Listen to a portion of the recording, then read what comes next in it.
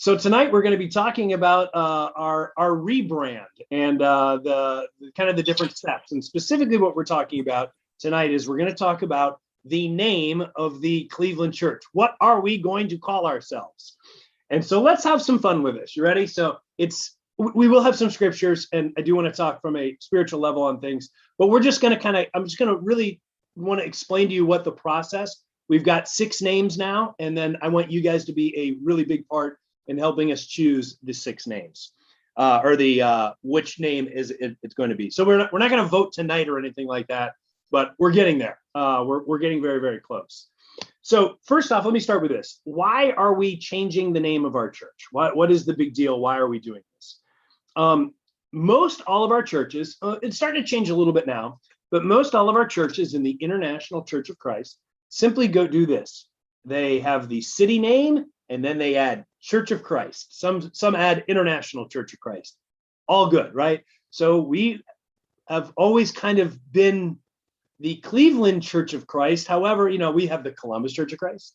We have the Toledo Church of Christ. We have the Akron Canton Church of Christ and the Cincinnati Church of Christ and the Epic Sparkle Church of No, we don't have the Epic Sparkle Church of Christ. We'll explain that joke another time.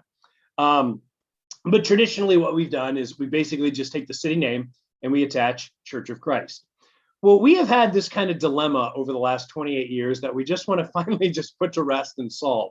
The reality is there's already a pretty well-established Cleveland Church of Christ, and they got here before we did. Some of you on the east side might be familiar with it. I believe it's on 105th, but it's a pretty well-known church. In fact, I was talking to Keith, and he said back when he was playing with the Browns, he used to attend the Cleveland Church of Christ on 105th. And so it's always kind of felt a little bit weird calling ourselves and branding ourselves the Cleveland Church of Christ when there's a whole nother Cleveland Church of Christ. And so I honestly, I think in an ideal world, we would just be the Cleveland Church of Christ and we'd just be done with it. But that name isn't really open to us. No, Jose, we will not be the Wolverine Church of Christ. And so we unfortunately, we just can't be the Cleveland Church of Christ. I guess we could be, but then there would be 2. It gets a little bit confusing. We're registered as the Cleveland Church of Christ, but so are they. It's all kind of confusing. I don't know exactly what the laws are and all that, but I kind of feel like, all right, they beat us to it. They get that one. Let's go with something. There we go. Oh, look at you guys. You guys are already putting in your votes. I see what you're going there. I think you'll like one of our options then, Ron. So anyway, so we've kind of always talked about we should probably just rebrand and get a new name and all that sort of stuff. Why now? I think it's probably pretty obvious, but this is the ultimate time to rebrand, right? Like we just got a new building, new location, like everything is new in our church right now. So, hey, we're coming out of COVID. I just think it makes a ton of sense to basically let's make this the time where we officially change the name. What is the goal of a new name? I don't know. I mean, I do and I don't. I think there's a few things that we wanted to consider with a name. One is, we want the name to describe an aspect of who we are. We want everyone in our church to be comfortable with it. Kind of getting a new name is kind of a big deal, right? And many of you have been part of this church for decades, and there's some kind of I don't want to we're not coming up with just something crazy new or anything like that. I want you to, we want to kind of keep a part of the old, if you will. But we also want to address our future. And what I mean by that is we really need to get a plan going, and we've been talking about a plan for quite some time, about really getting more youth involved in our church and into our church and making more disciples and teens and campus and all that sort of stuff. And oh, by the way, some emails are coming this week. We have a lot of good news coming this week regarding our teens. So, hey, you just wait and see on that one. Trust me on that one. But the reality is we do need to be thinking about the next generation. We aren't getting any younger. And I know everyone people get mad at me when I say this, but it's just the reality, right? We're not getting any younger. And I do think we need to be thinking about who we are and what we're going to be here as a church. And so having that in mind, in fact, even as we were talking about sanctuary design, same sort of idea. Hey, man, we want to feel comfortable in it, but we also want to be able to appeal to some other people coming in. So that's kind of the goal, right? Is we want it to be something that we're all comfortable with. but also something that might be a little on the appealing side for some younger people. Amen. So tonight what we're going to do is we're going to kind of walk you through the process of how we got to where we got. We did actually put in a decent amount of research on this whole thing. And yeah, so here we go. But before we do all that, let's get a scriptural perspective. John chapter 15. And hint, hint, you're going to be reading a lot of John 15 in 2022. So a lot of John 15 coming your way in 2022. But I want to read, we're going to have this thing darn near memorized by the end of the year. But in John chapter 15, I want to read, well, let's just start in verse 1. Jesus says, I am the true vine, and my Father is the gardener. He cuts off every branch in me that bears no fruit, while every branch that does bear fruit, he prunes so that it will be even more fruitful. You are already clean because of the word I've spoken to you. Remain in me as I also remain in you. No branch can bear fruit by itself. It must remain in the vine. Neither can you bear fruit unless you remain in me. I am the vine, you are the branches. If you remain in me and I in you, you will bear much fruit. Apart from me, you can do nothing. Okay, so as we talk about this whole name change and all this sort of stuff, it can get really easy. Tammy helped me with this. It can get really easy to get kind of sucked into this and to think, man, we have to choose the perfect name. And this is like, we've got to get it right. And it's got to do this. And we were talking about market research and all these sort of things. And I think ultimately what we have to keep in mind is that the success of our church has absolutely nothing to do with the name of our church. Our success in the grand scheme of things isn't about a church name or anything like that. The Lord is the Lord of the harvest. Picking the catchiest name that's not just going to magically create new people coming to church. Really, the success of our church squarely lies on our willingness to remain in the vine. Success from a church's standpoint is all about remaining in the vine. I mean, that's what John 15 keeps talking, even like our personal success and whatever that means in terms of our spiritual success. It's really about whether or not we're in the vine. Guys, if we have the stupidest name ever, that's totally offensive, but we are spiritually minded and we are sharing our faith, we're going to make disciples. And if we have the greatest name ever, and it's, market research and all that, but we're not a church of very spiritual people that are close to Jesus, it's not going to work, right? Like, let's keep in mind who's on the throne here. It's Jesus, it's God. Let's put this thing in a proper perspective, right? So what am I trying to say? In the grand scheme of things, the name in and of itself is not the biggest deal in the world. But I also want to point us over to 1 Corinthians chapter 9. While it's not the biggest thing in the world, not the biggest deal in the world, I do think there is some scriptural precedence that it doesn't mean nothing, okay? It actually has some meaning on what we call our church. And what do I mean by that? So there's this like balance, right? There's this balance of like, Jesus is the Lord of the harvest.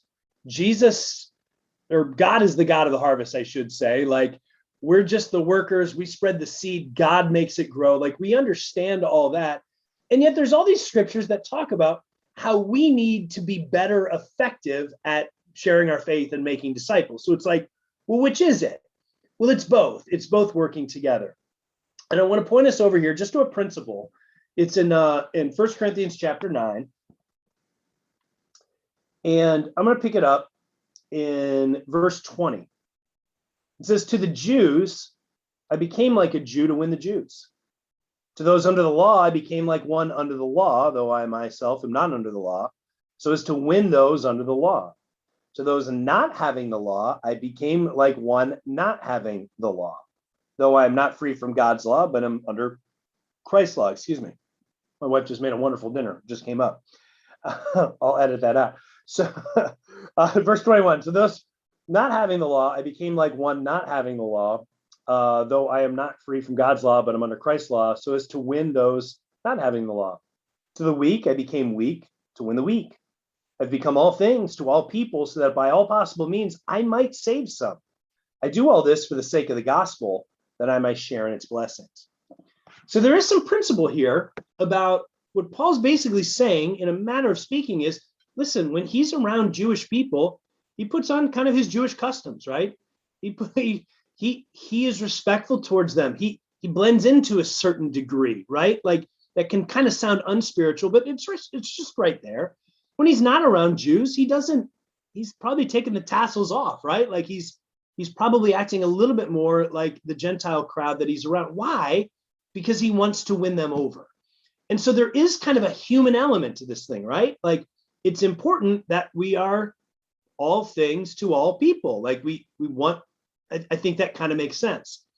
Here's some kind of interesting reality is that there is something to be said about branding of a church and its effectiveness. We've done some research on this, and just basic data will show you that your name, your logo, your image, even like your mission statement, your website, your social media, these things very much factor into church attendance and gathering new people to your church.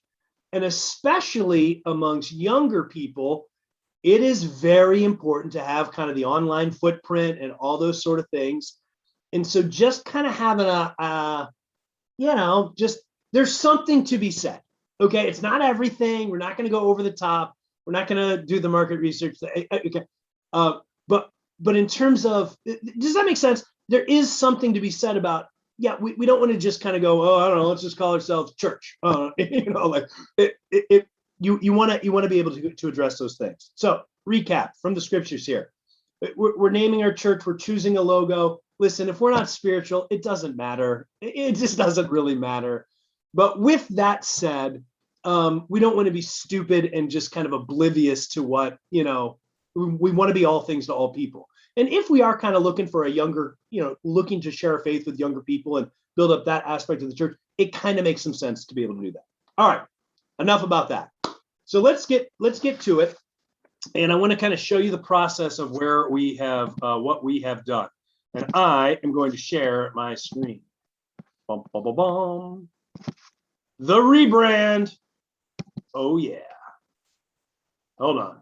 Slideshow from beginning. Boom. There we go. Okay. So we're down to 6 names. What I want to do is kind of explain to you guys the process of kind of how we got to these particular 6 names, and just so we're all kind of on the same page. Okay. There's 2 big questions that we need to ask. And this is specific. This isn't necessarily about the branding, although we will talk about some logos here at the end. But it's more about the name, specifically the name. And in the research that we looked at, there really comes down to 2 questions. Number 1, do you want to have your denomination within your name of the church? And then secondly, do you want the name to be based upon the area that you live in, or do you want it to be more of a descriptor? So an area would be like words like Cleveland and Cuyahoga. Descriptor would be words like faith and hope. Does that make sense? Anyway, so traditionally speaking, in the International Churches of Christ, the International Church of Christ has always, I shouldn't say always, but most of our churches carry the name Church of Christ within our name. It's just kind of, we've been that way for a long time. And then also with the International Church of Christ, we definitely say that our name has always been area-based. Like I had said earlier, we have the Cleveland Church of Christ and the Columbus Church of Christ and all of these sort of things. And so the questions we need to ask are, do we want to have our denomination in our new name? Specifically, do we want to carry the name Church of Christ? And then secondly, do we want to go on an area-based, something Cleveland-based and oriented, or do we want to just do something where, honestly, our name, we could be in Tallahassee and nobody would know? You know what I mean? Like Grace Church, or some other ones in Cleveland, like The Word Church. There's absolutely nothing to do with Cleveland, but there's those sort of things. Anyway, so in the ACR right now, our family of churches, most all of our churches have chosen to stick with the Church of Christ name. There are exceptions, but mostly have kept with Church of Christ name. And most of them are still named after their city. However, we are seeing some churches go through a bit of a change and rebrand as well. So specifically, some of the outliers, we have the Potomac Valley Church of Christ. So they don't go by a city name, but they also don't really have a city. It's kind of an interesting, it's like a commuter town. Anyway, it's the Potomac Valley. In Hershey, Pennsylvania, the name of that church is called the Mountain Rock Church of Christ. So it doesn't have the name Hershey, but it does have some of the area-based elements. Mountain, rock, there you go. The Miami Valley Church of Christ, that's Dayton. I guess I don't know where the Miami thing comes from, but we got the University of Miami there. So I'm guessing that's a very area-based name as well. And then the Montgomery County Church of Christ has recently changed their name to the Capitol Rivers Church of Christ. And that's kind of area-based as well. Capitol Rivers, get it? They're right by Washington, D.C. And there you go. Some of our churches, now very few, but some of our churches have gone with just the total opposite. They've ditched Church of Christ and they've ditched kind of the area. Most notably, the church in Indianapolis just went through a giant rebrand process, and they are called the Rise Church. I believe they're called the Rise Church Indianapolis. So they still threw Indianapolis in there. But that one was a little off the radar. Like, oh, okay. So they went a different direction, and that's fine. No judgment. Just that's kind of is what it is, right? So let's answer question one. Do we want the denomination in our name? So the pros to keeping, well, let me back up and say this. So a denominational name within the name of your church is very, very common amongst older churches, okay? In fact, it's pretty much universal. Just think about the church that you grew up when you grew up, what was the name of the church that you went to? I went to the United Methodist Church. It's right there, right? It's right in the name, Methodist. Maybe you went to the First Baptist Church. Maybe you went to the, Holy Rock Church of God, but that Church of God was always there. The Presbyterian Church. Most of church names throughout history have had the name, the denominational name attached to it. In recent years, things have changed. What people have realized is that younger people don't really like this denomination thing. They don't like it at all. Denomination kind of means arguing about doctrines, and it just doesn't resonate with them. And so a lot of churches, they call themselves on purpose, they call themselves non-denominational. And then they come up with names like Grace Church, and we've got Momentum. That's kind of a cool sounding one. That one's in the Cleveland area as well. But they've kind of ditched anything that sounds like it's a part of the denomination.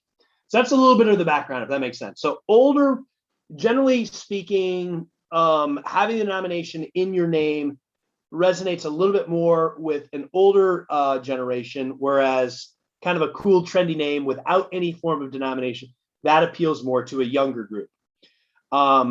So with us, what are the pros for us? Having the name Church of Christ, these are just speaking of the pros, and I'll tell you this from experience, that can be very important to a lot of us. And what I have learned, as in the last few years, we've called ourselves the Cleveland Church, is I don't like it. I like Church of Christ. I don't know. There's something about it. It's like part of our heritage, right? Like it's part of who we are. If you take the name Painter away from me, I'm not going to like that very much. You know what I mean? Like it's kind of like, wait, no, it's kind of part of my identity. And so there's part of the pros of keeping the name Church of Christ is that does really resonate with us. And there you go. Another pro is that, and this can be a pro or a con, is that it kind of points to what we believe. The pro with that is when people are looking for a Church of Christ, it will be much easier to find us if we have the name Church of Christ in our name. The downside to that would be if people don't want to be part of a Church of Christ, then they might not come at all because, well, it's right there in the name.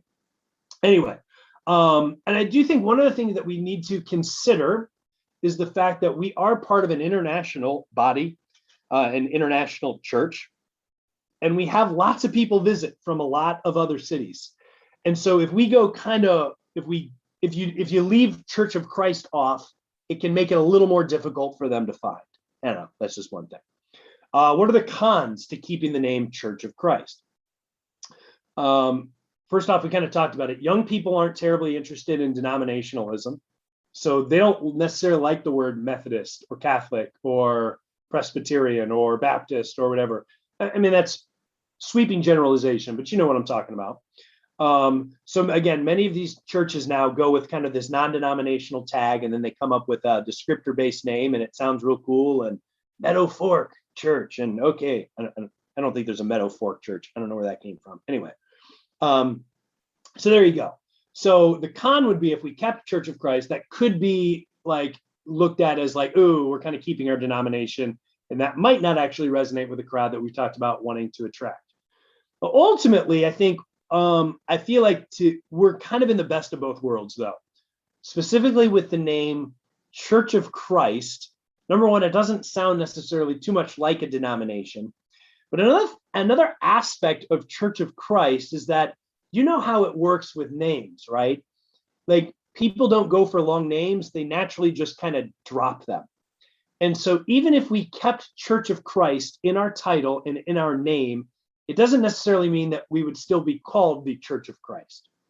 For instance, one of Dale's suggestions, he came up with the name, the Erie Shores Church of Christ. Hey, I kind of like that, Erie Shores Church of Christ.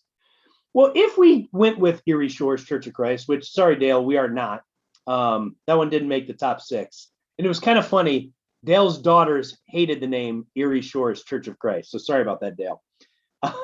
But let's just say we had gone with that. It's natural that people will start calling it the Erie Shores Church. It's just kind of what happens. So what am I saying here is even if we keep the name Church of Christ, it kind of flows anyway. A lot of people will just kind of drop the of Christ part and it works. And so what we've determined is that we would prefer yes. Aha, look at that yes pop up there. We would like to keep Church of Christ. In other words, whatever name we come up with, we would like it to end with the words Church of Christ. And again, if people just shorten it on their own, that's probably naturally what's going to happen. We're good with that. We're the Erie Shores Church or the Erie Shores Church of Christ. It's all good. The next decision is, do we go with an area-based name or do we go with like a Bible name or a descriptor name? So area-based names are things like Cleveland and Cuyahoga. You're going to see words like city and downtown and metro because that's where our building is. Lake Erie, we talked about that. Shore, the word shore makes a lot of sense. We don't have like a lot of mountains and things like that. So, you know, we're not going to be Mountain Rock, but we have a nice shoreline right there. You know, maybe we play around with that. There's another area-based kind of category would be that of a lot of churches of Christ in their history have, if you go back to the old days, like the old school mainline churches of Christ, a lot of them name it after the road or the street in which the building is on. So we could play around with words like superior, although that might come across a little bit arrogant. We are the superior Church of Christ. Anyway, we've kicked around things like East 36th Street Church of Christ. Those are kind of like, those are actually somewhat, there's a history of that within the Church of Christ. So we talked about that. And a whole other thing would be to go with a descriptor. And a descriptor would not necessarily have anything to do with Cleveland, but we would maybe choose a word that we feel like describes us. You can words like friendship or family, grace and hope and faith, and you know, those sort of words. Anyway, so the pros to the area-based name, and this isn't just me talking, this is from different articles that I read, is that there is somewhat of a camaraderie of a ownership of like people do. There's something to be said that people like to go to a church that kind of, these are our people, if that makes sense. So names that have like, you know, those are actually very popular still. Area-based names are still very, very popular. There's a certain hometown pride that they bring out in people. Again, speaking from our history with the International Churches of Christ, well, I mean, that's kind of what we do, right? We've always named it after our something to do with our cities, pretty much always anyway. You know, and specifically in our church, we've always had the word Cleveland in there somehow, whether it's the Greater Cleveland Church of Christ, we've always kind of snuck it in there. And a little bit more on this in a bit, but that actually would, using the word Cleveland helps greatly with search engine optimization. More on that in a little bit. Pros to a descriptor name, you can get a lot more creative. You can explain a little bit more in the name of who you are and those sort of things. But ultimately, what we'd like to do, uh-oh, where do we go? Hey, there we go. Is we would like to keep with like an area-based name sort of thing. So we'd like to keep Church of Christ. Don't have to, but we'd like to keep Church of Christ. And we'd like to keep something that resonates with the area, with the city, with those sort of things. And so with that, what we did is we asked you guys, got a little ahead of myself, to kind of submit different names, which you guys did back in the springtime. And a lot of you gave, awesome names and whatnot.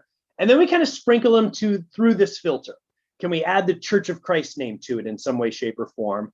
And is it in kind of an area-based thing? Can we, something that resonates with our particular city? And we kind of put them through that filter. Then we went through and created a bunch of other names, and we came up with 16 names. Let's go through them. So here's 16. You ready? So the first 3 have to do with basically our street address. We could be the 3431 Church of Christ. We could be the East 36th Street Church of Christ. We could be the Superior Avenue Church of Christ. Notice how I put avenue in there. Makes it a little less arrogant. Another one, which just makes a lot of sense, is we could just add the word international, and we could be the Cleveland International Church of Christ. Kind of makes sense, right? We're part of the international. Oh, when I put COC, I just couldn't fit it all in one line. It wouldn't say COC on our sign. It would say Church of Christ. But we could just be the Cleveland International Church of Christ. Pretty simple. We've talked about, now that we have a downtown area, we could play on that. We could be the Downtown Church of Christ. We could be the Downtown Cleveland Church of Christ, Metro Church of Christ, Metro Cleveland Church of Christ. I really love the way the Midtown Cleveland Church of Christ. But Tyranny has been very clear to me that we are not in Midtown. We are in Asiatown. And Asiatown Church of Christ, that's just probably not where we want to go. So we didn't put Midtown on there, even though I think it sounds really cool. Some other ones that we came up with, some kind of other Cleveland sounding names. If we wanted to play with that whole shoreline thing, there's the Erie Shores or Erie Shore. You could go singular or plural. Some people have referred to Cleveland as the North Shore, or the North Shore. So we could be the North Shore Church of Christ. Kind of makes sense. We're right downtown. We're right by there. Kind of got a cool little sound to it. We could be the Cuyahoga Church of Christ. Cuyahoga is kind of a big thing around here. We could just go back to what we were, I want to say like 20 years ago, where we just called ourselves the Greater Cleveland Church of Christ. And the greater, you can play with that in a few different ways, but basically, one thing that's super unique about our church is that we span such a gigantic area, meaning we've got Paynesville. Well, we don't have Akron anymore, but we've got all the way Paynesville. We've got Brecksville down here. We've got, Westlake, and maybe even further than that now. I think Lorain now, So Greater Cleveland kind of makes some sense because, well, it's the Greater Cleveland area, and you can have some fun with that word greater. More on that in a bit. And then we tried to do some trendy ones. And the 216 Church of Christ, no offense to the 440s out there and the 330s. Don't worry, it didn't get very far. We're going to cross that one off pretty soon. Our website is the Cle Church. And so whether it be, I don't know exactly how you'd want to say it, but you could be the Cle Church of Christ. You could be the CLE Church of Christ. Something with that CLE. We could play with that. And that's kind of a Cleveland thing, right? We're the CLE. And that's kind of a younger, anyway, there's that one. And then there's a couple that you might not be familiar with. There is the City of Lights Church of Christ, which actually kind of, you could play with that quite a bit. Like we're a light to the world and all that. Did you know, I got this from Wikipedia, that Cleveland, Ohio, was the first city in America that had streetlights. And so its name at one point in time was the City of Lights. Now, people might think we're trying to invite them to Paris, so I don't know how well that would work. But anyway, I thought it was kind of a cool little name. City of Lights, Church of Christ. Anyway, and then another one is we're known as the Forest City. So the Forest City Church of Christ. Anyway, those were the 16 names. Now, let me explain how we went about getting it down. We officially we got it down to 6, and I can tell you that it is a millennial approved list of 6. So what we decided, when I say we, I mean the leadership team, what we talked about was we want to filter these names through Clevelanders and through millennials and through Gen Z, basically age 18 to 30. We want to know from them what pops. And so we went on a specific mission. I talked to, I gave kind of a, what's the word I'm looking for? Survey. There we go. Oh boy, not good. I couldn't come up with the word survey. We have a little survey to all the young professionals and the college students in our church. But then I went out and I reached out to other people, other disciples that grew up in the Cleveland area. And I also gave them an opportunity to kind of submit their vote, if you will. So I reached out to the Hawkinson girls and Brody Snell, the Crepage girls and Clayton.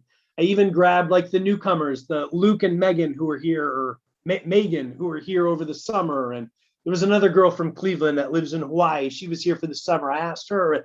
And so I just tried to collect a whole bunch of data on what is it that would really resonate with you. You're from Cleveland. You're a disciple. What do you think would be? I wanted to hear specifically from them of what hits, what doesn't hit, and all those sort of things. And so it was very interesting. The research I did, it didn't come back exactly how I thought it was going to go, but it was very interesting. Okay, so right off the rip, the address-based ones were a total strikeout. They were universally hated. Oh, so what I did is I told everyone, I said, tell me what your favorite one is, then give me your next 4. So I want your top 5, but I want to know what your top one is. But then I want you to tell me which ones you absolutely hate, because I want ones that just people hate. I want those gone, right? Well, it was pretty much universal. I think one person put East 36th Street Church of Christ, that they liked that. Everyone else hated them. So we took that off the list. Boom, there we go. Those 3 are gonzo. Some other things that came up multiple times, which I thought was very, very helpful. I would say half the people mentioned you need to really think about your search engine optimization. And what that means, folks, is that when people are looking for a church and they type in church in Cleveland, you are limiting yourself if you go with something called Downtown Church of Christ. Because Downtown Church of Christ could be downtown Atlanta, it could be downtown Savannah, it could be downtown LA, it could be downtown a lot of places. And so there was a strong consensus that these 2 needed to go. Downtown Church of Christ needed to go, and Metro Church of Christ needed to go. Downtown Cleveland was still cool. Metro Cleveland was still cool, because you want to carry that name Cleveland in there. That will get you a lot more hits online for people that are searching for a church. I thought that was pretty good information right there. Some other things that they came up with is they said that a lot of these Cleveland-based names they had absolutely never heard of. Oh, actually, before I get there, exactly 0 of them voted for Cuyahoga Church of Christ. So we just took that one off. So that one's off the board. But a lot of them said these Cleveland name, these City of Lights and Forest City, kind of like the Guardians, right? Like nobody even knows that those Guardian statues are there. And no, Corey, we're not going to be the Guardian Church of Christ. Like some of these names don't really resonate. Like we think they're hip and trendy, but they just need to go. Oops. What did I do? Oh, I didn't add my 3 lines. Okay. So we're also nixing. Sorry about that, guys. Oh, you know what it might be? It might be this. No, it's not that. It was just me making a mistake. So we got rid of the 216 Church of Christ. Again, That's kind of stupid when many of our people are in 330 and 440. That's just, well, why even do it? So we got rid of that. City of Lights got turned down, and Forest City Church of Christ also got turned down. So with that, we got down to 10 names. These were the 10 names. So now we're down to 10, guys. Cleveland International Church of Christ, downtown. Well, you can read them on your own. And so from these 10 names, I want to show you the data from the people that we, from this kind of younger group. And this is kind of what we came up with. Oh, look at that. Whoops, I lied. Forest City and City of Lights still was on that one. All right, never mind. Here we go. Starting from the bottom. I've got them ranked in the top 5, the top 1, and the hate. So the 216, there was much more hate for that one than there was love for it. So that one's gone. I'm sorry. So this is how we got down from 10 to 6. The Forest City Church, I like that one. You know one I really liked, but it didn't make the list? I wanted to be the Burning River Church of Christ, but my wife wouldn't let me put that on the list. Anyway, it's very Cleveland. There was more hate for the Forest City Church of Christ than love. It's off the list. The City of Lights, although one person thought was their absolute favorite, it got more dislikes than likes, 6-4. It's gone. Erie Shores. So we have Erie Shore and we have North Shore. There was a little bit of like there. There was only 2 people that hated the Erie Shores, and there was 5 that put it in their top 5. It seems a little redundant to have 2 different ones with shore on there. So North Shore Church of Christ, between Erie Shores and North Shore, there was a little more love. Well, look at that. There's a little more hate for it as well. A little more love for the North Shore Church of Christ. So we're going to cut the Erie Shore Church of Christ as well. And so the 6 that we're left with, well, let's just go up.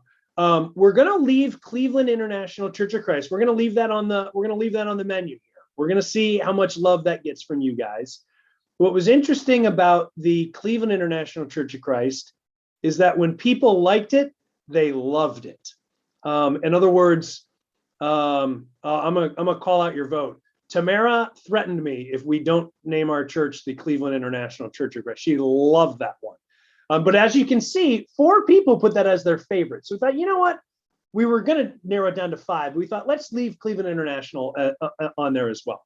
The positives of it is it's who we are, right? We're an international church. We're part of the International Churches of Christ. There's a lot of good with that. The downside, it kind of sounds like an airport, and it's a little bit long. It's a little bit wordy, Cleveland International Church of Christ. But there you go. North Shore Church of Christ. We're gonna keep that one on there. The Metro Cleveland Church of Christ got a lot of love. Look at that. It was in 12 of the 12 people put it in their top 5, and 6 people. It actually had the most votes for the number 1 overall was the Metro Cleveland Church of Christ. Some people that didn't like it said it sounds a little bit like the bus line. Not a church, but the bus line. So whatever. The Greater Cleveland Church. So this is where I was a little bit surprised. I thought Greater Cleveland Church of Christ had no hope. It was very much loved. Nobody hated it. It got a lot of first place votes. It was very well liked. So there you go. I was kind of surprised by that. The Downtown Cleveland Church of Christ, another one. It made its way into the top 5 15 different times. 2 people didn't really care for it all that much. 5 people said it was their favorite. And then this is a small sample size, but again, it was a specific sample size. We wanted that younger generation to really be able to narrow our numbers down. And then of kind of the trendy, like kind of cool sounding ones, believe it or not, it was this Clee Church of Christ. I don't know why I put it at the top. It probably should have been listed 3rd there, but whatever. But it got a lot of love as well. As you can see, 15 spots or 15 people put it in their top 5. 2 people had it as their favorite. There you go. So that's how we're going to roll with this thing. Is what we're going to do now is we've narrowed it down to 6. It's those top 6. And the plan from here now is, now that we have 6 millennial approved names, for the most part, they're millennial approved. You can't please everybody. What we now want to do is we want to ask you all what you like. And we're not going to do it tonight on this call. We're going to send some stuff out. But I actually don't want you to vote right away. We actually might send the actual survey in a few days. And the reason is it's just interesting. For me anyway, there were some names I hated, and over time, they really grew on me. And I thought, oh, I could go with that. I could do that one. So I want you to we'll probably send you the 6 names just so you'll have them right in front of you and you can see them. But I want to give you a day or two just to kind of chew on them, think about them, talk them over with your spouse, talk them over with your kids, whatever, and just kind of see what happens. And in the next coming days, we will send out a survey to you. And we want to know what it's probably going to be is what's your top 1, what's your top 2, and which ones do you hate? So, and don't be a bully and hate all 6 of them because then I'll get a bad attitude. So pretend you like one of them. So that's how we're going to roll. Does that make sense? You're all on mute. I'm going to assume you're going to say yes to that. All right. I want to close down with just some visuals here. And what do I mean by this? So there's a website out there that I've started fiddling around with. And some people are more visual, right? Like we look at this and it just looks like a spreadsheet, probably because it is a spreadsheet. And it doesn't really resonate with us. So I thought, what might be a good idea is let me take these names and let me draw up 3 or 4 different potential logos. These could be like on the front sign or on our evangelism cards, all that sort of stuff. It's very important that you hear me when I say this. I am not proposing these particular specific things. These are just concept ideas. I actually think a lot of them turned out really, really cool. But these are just concepts. We are not, that's the next step, right? The next step is once we have our name, then we'll go through the kind of logo process and all that sort of stuff. So did you hear me on that one? Hopefully you heard me. These are just potential ideas, nothing set in stone. Here we go. And boom. So we're going to start with the North Shore Church of Christ. Yeah, something like that. A classy looking, simple. North Shore Church of Christ. And by the way, the same thing with the colors. We haven't chosen any colors. You're going to see a variety of different colors on here. These are just so you can kind of get a visual of what this thing could be. And maybe that'll kind of help you to go, oh, yeah, I like that. I could go with that. There's another, I think I've got like 3 or 4 of each one. There's another North Shore Church of Christ with those little wavy waves. I like the 3 waves because it's like, 3 is a good Bible number. Father, Son, Spirit, all that. We're a big baptism church. You got it. Anyway, North Shore. Yeah, I guess I stuck with the waves on the North Shore quite a bit. And we wouldn't have to stick with the waves again. I keep repeating myself. So you could go with something like that. North Shore Church of Christ. There you go. There's some different waves. Those look a little different. So again, those are some different North Shore ones. Let's go to the next one. Oh, there's another North Shore. Oh, that's a big old wave crashing down. Had a lot of North Shores. Okay, so the Greater Cleveland Church of Christ. You could kind of play with this, right? You could really do like a greater sign. You could have some fun with that. So if we wanted to go with a greater sign, I think most of them would put greater signs. I'm not saying it has to be a greater sign. I just thought it's actually kind of a unique, that'd be neat. Those are Steeler colors. That one's out. We're not doing that one. Stupid Steelers. There's another Greater Cleveland Church of Christ. You kind of get the idea. I guess I fell in love with the greater symbol there. Oh, there's a different one. Although Anna said this one looked like COVID. It looked like bacteria. I liked it because greater, you're like stretching out in the greater area. But I definitely don't want to have a COVID symbol on our church. Anyway, those are just some ideas and color schemes and whatnot. Oh, there's another one. There's a blue one. There's blue COVID. Okay. Cleveland Church of Christ. I don't know, just threw an arrow on there. That one actually really looks like the airport. The CLE Church of Christ. Oh, there's one. That's actually very similar to Columbus's design with those 3 buildings sticking up there. But I kind of like the way that CLE looked, right? It's like it's a bunch of loop-de-loops. All right, there's one. We can go religious if we want to. Put a little cross on there. The CLE Church of Christ. There we go. And Metro. Go Metro Cleveland Church of Christ. And we can fiddle with all this. I don't really know what that is. That a person? I guess it's a person in the middle of that thing. Anyway, Metro Cleveland Church of Christ. These are kind of top of my head sort of things. My family didn't really like that one. That one's kind of looks like a nightclub. Probably don't want to do that one. And then downtown Cleveland Church of Christ. I thought that was kind of cool. It's got like a little bit of a skyline inside the old thing.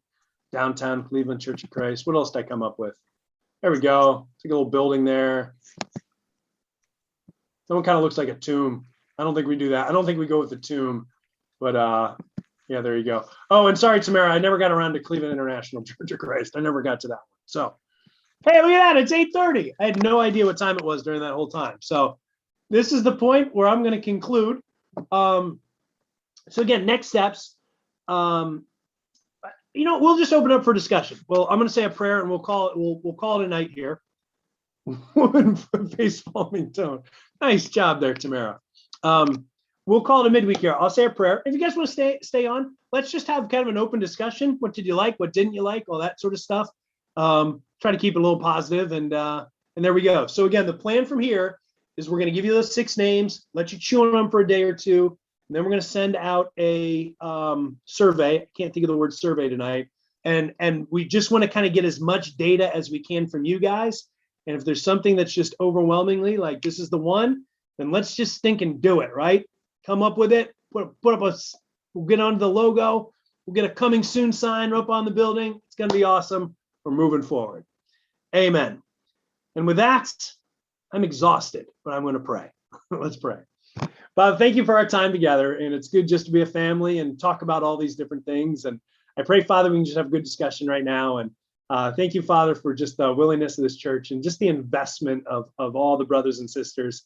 Please guide us in the right direction. We know it's not everything, but it is something. We pray that you really guide us in the right direction. Most of all, God, help us to remain in you. Help us to remain in the vine, God, so that we can just do great things for you. We love you. In Jesus' name we pray. Amen.